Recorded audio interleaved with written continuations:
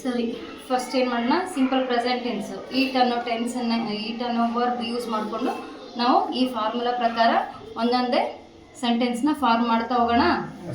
ಏಕವಚನ, ಬಹುವಚನ. ಮೊನ್ನೆ ನಿಮಗೆ ಹೇಳಿದ್ದೆ ನಾನು, ಸಬ್ಜೆಕ್ಟ್ ಅಲ್ಲಿ ಏನೇನು ಬರುತ್ತೆ ಅದರಲ್ಲಿ ಕೂಡ first person, second person, third person ಅಂತ ಹೇಳಿದ್ದೆ. ಫಸ್ಟ್ ಪರ್ಸನ್ ಯಾವ್ಯಾವ ಬರುತ್ತೆ? I we. Second person you. Third person it. Third person they. He, she, it. First ನಾವು ಈಗ ಫಸ್ಟ್ ಪರ್ಸನ್ನ ನೋಡ್ತಾ ಹೋಗೋಣ. ಫಸ್ಟ್ ಪರ್ಸನಲ್ಲಿ ಯಾವ್ದು ಬರುತ್ತೆ? ಮೊದಲನೇದಾಗಿ ಐ ಈಟ್. ಏನಿದೆ formula? S V O. S subject, V1 object. V1 ಏನಿದೆ? ಈಟ್ ಇದೆ, ಹೌದಾ? S V O. ಈಗ ಜಸ್ಟ್ ಸಿಂಪಲ್ ಆಗಿ ನೀವು ಮೊದಲು ಆಬ್ಜೆಕ್ಟ್ ಇಲ್ಲದೆ ಕೂಡ ನೀವು ಮಾಡಿ ಪರವಾಗಿಲ್ಲ. ಐ ಈಟ್ ಅಂದರೆ ಸಾಕು, ನಾನು ತಿನ್ನುತ್ತೇನೆ ಆಗುತ್ತೆ. ಇಲ್ಲ ನೀವು ಆಬ್ಜೆಕ್ಟ್ ಬಳಸ್ತೀನಿ ಅಂದರೆ I eat banana, I eat mango, I eat an apple, ಈ ಥರ ತೊಗೊಳ್ಬೋದು. ಆಬ್ಜೆಕ್ಟ್ ಸಿಂಪಲಾಗಿ ನಿಮಗೆ ಬಂದರೆ ಅದನ್ನು ತೊಗೊಳ್ಳಿ. ಈಗ ಈಟ್ ಜೊತೆ ಈಸಿಯಾಗಿ ನಿಮಗೆ ಆಬ್ಜೆಕ್ಟ್ ಸಿಗ್ತಾ ಇದೆ, ತೊಗೊಂಡ್ಬಿಡಿ. ಕೆಲವೊಂದು ವರ್ಬ್ ಜೊತೆ ನಿಮಗೆ ಏನಾದರೂ ಈ ಥರ ಸೆಂಟೆನ್ಸ್ನ ಫಾರ್ಮ್ ಮಾಡುವಾಗ, ಕನ್ಸ್ಟ್ರಕ್ಟ್ ಮಾಡುವಾಗ ನಿಮ್ಗೆ ಏನಾದರೂ ತೊಗೊಳಕ್ಕಾಗಲಿಲ್ಲ, ಆಬ್ಜೆಕ್ಟ್ ಗೊತ್ತಾಗಲಿಲ್ಲ ಅಂದಾಗ ಜಸ್ಟ್ ಇವೆರಡನ್ನೇ ಇಟ್ಕೊಂಡು ಸೆಂಟೆನ್ಸ್ ಮಾಡಿ. ಈಗ ನಾನು ಇದು ಒಂದೇ ಇಟ್ಕೊಂಡು ನಿಮಗೆ ಸೆಂಟೆನ್ಸ್ ಮಾಡಿ ತೋರಿಸ್ತೀನಿ. ನಾನು ತಿನ್ನುತ್ತೇನೆ. ಈಟ್ ಅಂದರೆ ಏನು? ಐ ಅಂದರೆ ಏನು? ನಾನು. ಈಟ್ ಅಂದರೆ ತಿನ್ನುತ್ತೇನೆ, ಪ್ರೆಸೆಂಟ್ ಟೆನ್ಸ್. ಈಗ ತಿನ್ನುತ್ತೇನೆ ಜಸ್ಟ್ ಹಿಂಗೆ ತೊಗೊಳ್ತೀನಿ, ತಿಂತೀನಿ ಅಂತ ಅನ್ನೋ ಥರ ತಿಂತೀನಿ ಅಂತ ಹೇಳ್ತೀವಿ. ಅದನ್ನೇ ನಾವು ಸೆಂಟೆನ್ಸಲ್ಲಿ ತಿನ್ನುತ್ತೇನೆ ಅಂತ ಹೇಳ್ತೀವಿ. ಇದ್ರದ್ದು ಪ್ಲೂರಲ್ ಏನಾಗುತ್ತೆ? ಐ ಅಂದರೆ ಒಬ್ಬರೇ, ನಾನೇ.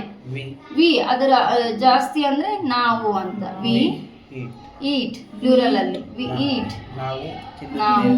ನಾವು ತಿನ್ನುತ್ತೇವೆ, ಹೌದಾ? ನೆಕ್ಸ್ಟ್ ಅದೇ ಥರ ಇದು ಫಸ್ಟ್ ಪರ್ಸನ್. ನೆಕ್ಸ್ಟ್ ಸೆಕೆಂಡ್ ಪರ್ಸನ್ಗೆ ಏನು ಬರುತ್ತೆ? ಯು ಈಟ್, ನೀನು ತಿನ್ನುತ್ತೀಯಿ,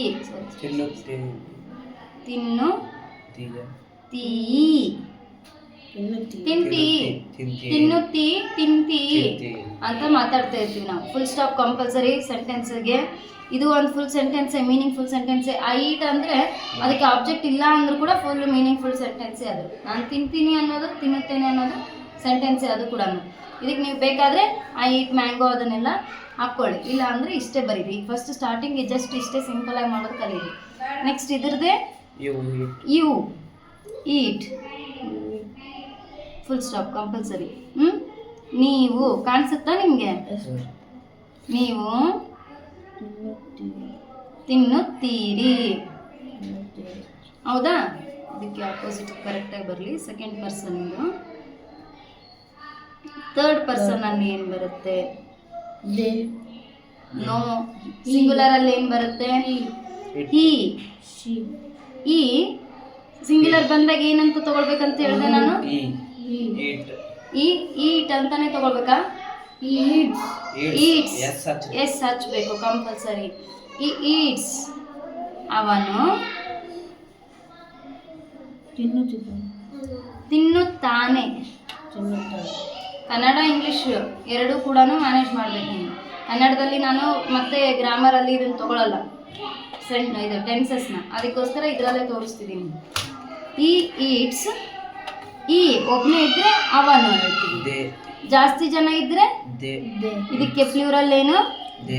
ದೇ ಈಟ್ ಅಷ್ಟೇ. ಪ್ಲೂರಲ್ಗೆ ಬರಲ್ಲ, ಸಿಂಗುಲರ್ಗೆ ಮಾತ್ರ ಎಸ್, ಪ್ಲೂರಲ್ಗೆ ಬರಲ್ಲ. ದೇ ಈಟ್, ಅವರು ತಿನ್ನುತ್ತಾರೆ. ಅದೇ ಥರ she also third person. She eats. After that ಇವಾಗ ಆಗಿದ ನಂತರ ಮುಂದೆ ಏನು ಬಂದರೂ ಅವೆಲ್ಲ ಥರ್ಡ್ ಪರ್ಸನ್ನೇ ಆಗಿರುತ್ತೆ. ಶಿ ಈಟ್ಸ್, ಅವಳು ತಿನ್ನುತ್ತಾಳೆ. ದೇ ಈಟ್, ಅವಳು ಒಬ್ಬಳೇ ಇದ್ದರೆ ಅವಳು ತಿನ್ನುತ್ತಾಳೆ. ಜಾಸ್ತಿ ಜನ ಅವಳ ಜೊತೆ ಇದ್ರೆ ದೇ ಈಟ್, ಅವರು ತಿನ್ನುತ್ತಾರೆ. ಕಂಪಲ್ಸರಿ ಈ ಥರ ನೀವು ಬರೀಲೇಬೇಕು ಡೈಲಿ ಪ್ರಾಕ್ಟೀಸ್ಗೆ. ನೆಕ್ಸ್ಟು ಈಟ್, ಈಟ್ಸ್. ಈಗ ಯಾವುದಾದ್ರೂ ನಾವು ಒಂದು ಪ್ರಾಣಿ ಅಂತ ತಗೊಳ್ತೀವಿ, ಅಥವಾ ಪಕ್ಷಿ ಅಂತ ತಗೊಳ್ತೀವಿ, ಯಾವುದೋ ಒಂದು ಲಿವಿಂಗ್ ಆರ್ಗನಿಸಮ್ ಅಂತ ಏನೇ ತಗೊಂಡ್ರು ಕೂಡ ಇಟ್ ಈಟ್ಸ್. ಇಟ್ ಈಟ್ಸ್ ಅಂದರೆ ಅದು ತಿನ್ನುತ್ತದೆ, ಅದು ತಿನ್ನುತ್ತದೆ. ಜಾಸ್ತಿ ಇದ್ರೆ ದೇ ಈಟ್, ಅವು ಇನಫ್, ಅಷ್ಟೇ ಸಾಕು. ಅವು ತಿನ್ನುತ್ತವೆ, ಅವು ತಿನ್ನುತ್ತವೆ. ಸೊ ನೀವು ಇದನ್ನ ಡೈಲಿ ಬರಿತಾ ಜಸ್ಟ್ ಬರೆಯಕ್ಕೆ ಬರಬಾರ್ದು, ನೋಡ್ದೇನೆ ಹೇಳಕ್ ಬರಬೇಕು. ಹೇಗೆ ನಾನು ಇವಾಗ ಸಡನ್ ಆಗಿ ಒಂದು ವರ್ಬ್ ಕೊಟ್ಬಿಡ್ತೀನಿ.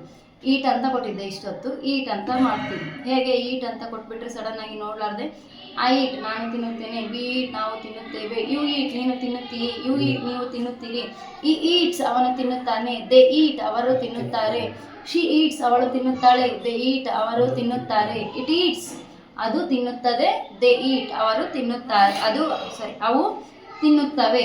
ಈ ಥರ ನೀವು ಪಟ ಪಟ ಪಟ ಪಟ ಹೇಳೋದಕ್ಕೆ ಪ್ರಾಕ್ಟೀಸ್ ಮಾಡ್ಕೊಂಡು ಬರಬೇಕು. ಈಗ ಕುತ್ಕೊಂಡು ಅದನ್ನೇ ಮಾಡಬೇಕು. ಫಾರ್ ಎಕ್ಸಾಂಪಲ್ ಇಲ್ಲಿ ಈ ಶಿ ಇಟ್ ಆಗಿದ ನಂತರ ಯಾವುದಾದ್ರೂ ಒಂದು ರಾಜು ಅಂತ ತಗೊಳ್ಳೋಣ. ರಾಜು ಅಂತ ನೇಮ್, ಯಾವುದಾದ್ರೂ ನೇಮ್ ತಗೊಂಡ್ರೆ ಅವನು ಕೂಡ ಥರ್ಡ್ ಪರ್ಸನ್ನೇ ಆಗ್ತಾನೆ. ರಾಜು ಈಟ್ಸ್, ನಾವು ಅದನ್ನು ನೇಮ್ ತಗೊಂಡು ಹೇಳ್ಬೋದು. ರಾಜು ತಿನ್ನುತ್ತಾನೆ. ರಾಜು ಈಗ ಪ್ಲೂರಲ್ ಬಂದಾಗ ರಾಜೂಸ್ ಅಂತ ಹೇಳಕ್ಕಾಗಲ್ಲ. ರಾಜು ಜೊತೆ ಇನ್ನೂ ಒಬ್ರು ಯಾರಾದ್ರೂ ರಾಜು ಅಂಡ್ ರವಿ. ನೇಮ್ ಬರಿತಾ ಇರೋದ್ರಿಂದ are must and should capital ಇರಬೇಕು. Raju and Ravi eat, eat ಅಷ್ಟೇ. ಪ್ಲೂರಲ್ ಇದ್ದಾರೆ ಅವರು. ಸಿಂಗಲ್ ಇದ್ದಾಗ ಈಟ್ಸ್, ಪ್ಲೂರಲ್ ಬಂದಾಗ ಈಟ್ ಅಷ್ಟೇ. ರಾಜು ಮತ್ತು ರವಿ ತಿನ್ನುತ್ತಾರೆ. ಅರ್ಥ ಆಯ್ತಾ? ಇಷ್ಟು ನೀವು ಡೈಲಿ ಮಾಡಬೇಕು. ಇದು ನಿಮಗೆ ಜಸ್ಟ್ ಅರ್ಥ ಆಗಲಿ ಅಂತ ನಾನು ಅದನ್ನು ತೋರಿಸಿರೋದು. ಇದನ್ನೇನು ಬರೆಯೋಕ್ಕೆ ಹೋಗ್ಬೇಡ್ರಿ. ಉಳಿದಿರೋದು ಈಗ ಬೇರೆ ಬೇರೆ ವರ್ಬ್ ತೊಗೊಳ್ಬೇಕು. ಸಾಕಷ್ಟು ಟ್ರೈ ಮಾಡಬೇಕು ನೀವು. ಆಗುತ್ತಾ? ಇವಾಗ ಇದೇ ವರ್ಕ್ ನಿಮಗೆ ಅದೇ ಥರ ಹೇಳಲಿಕ್ಕೆ ಬರಬೇಕು. ಇದು ಕಂಪಲ್ಸರಿ ಈ ಥರ ಹಾಕ್ಕೊಳ್ಬೇಕು. ಸಿಂಪಲ್ ಪ್ರೆಸೆಂಟ್ ಟೆನ್ಸ್ ಏನಿದು ಕನ್ನಡದಲ್ಲಿನೇ ಹಾಕ್ಕೊಳ್ಳಿ. ಸಾಮಾನ್ಯ ವರ್ತಮಾನ ಕಾಲ.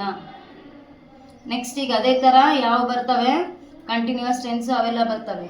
ಜೊತೆಗೆ ಇವು ಬರ್ತವೆ, ಏನು ಭೂತಕಾಲದಲ್ಲಿ ಬರ್ತಾ ಹೋಗ್ತವೆ. ಅವೆಲ್ಲವೂ ಕೂಡ ಇದೇ ಥರನೇ ನಿಮಗೆ ಬರೆಯೋಕ್ಕೂ ಬರಬೇಕು, ಹೇಳೋಕ್ಕೂ ಬರಬೇಕು. ವಿತ್ ಫಾರ್ಮುಲಾ ಕೂಡ ನೆನಪಿದ್ರೆ ಇದೆಲ್ಲ ಈಸಿ ಆಗುತ್ತೆ. ಈಗ ನಾನು ಈಟ್ ಅಂತ ಕೊಟ್ಬಿಟ್ಟು ನಿಮಗೆ ತಿನ್ನುತ್ತೇನೆ, ತಿನ್ನುತ್ತೇವೆ ಇಷ್ಟೇ ಸಿಂಪಲ್ ಆಗಿ ಮಾಡ್ಲಿಕ್ಕೆ ಹೇಳಿದೆ. ಅದ್ರ ಜೊತೆ ಆಬ್ಜೆಕ್ಟ್ ತೊಗೊಂಡು ಮಾಡ್ತೀರಾ? ಇದನ್ನೇ ಆಬ್ಜೆಕ್ಟ್ ತೊಗೊಂಡು ಮಾಡ್ತೀರಾ? ನೀನು ಬೇರೆ ಆಬ್ಜೆಕ್ಟ್ ತಗೋ, ನೀನು ಬೇರೆ ಆಬ್ಜೆಕ್ಟ್ ತಗೋ. ಇಬ್ರು ಸೇಮ್ ತೊಗೊಬೇಡ್ರಿ, ಇಬ್ರು ಬೇರೆ ಬೇರೆ ಕಡೆ ಕುತ್ಕೊಳ್ರಿ, ಮಾಡ್ರಿ. ಇದನ್ನು ನನಗೆ ಈಗ ಹೇಳ್ಬೇಕು, ಅದನ್ನು ಕೇಳ್ತೀನಿ. ಆಯ್ತಾ? ಮಾಡ್ಕೊಂಡು ಬರ್ರಿ.